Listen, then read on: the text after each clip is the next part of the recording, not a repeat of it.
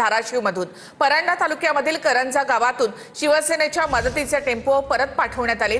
12 साहित्यांचं kit घेऊन आलेला tempo ग्रामस्थांनी परत पाठवलाय। धाराशिवच्या परंडा तालुक्यातील करंजामधून टेम्पो परत पाठवण्यात आले आहेत।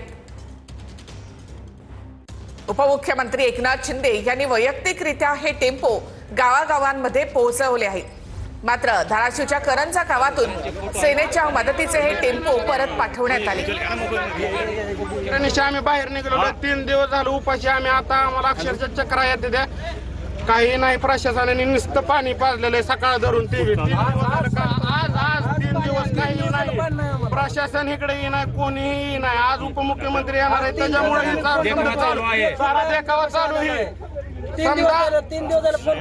समजा देखावा चालू आहे नाही का पक्षाचाही आम्हाला काही दिलेलं नाही। मदतीच्या गाड्या लागल्या आम्हाला काही नाही। आता काय करायचं आम्हाला आमचा जीव चालला आम्हाला काही नाही।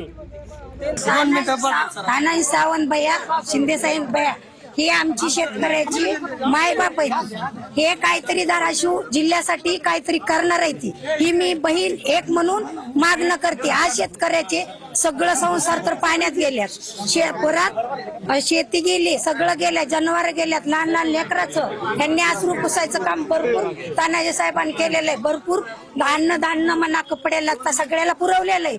आणि शिंदे साहेबांनी काहीतरी ह्या शेतकऱ्यासाठी करावं हेच आमची मागणी आहे। आणि ही कशा करतील ही आमची अपेक्षा आहे।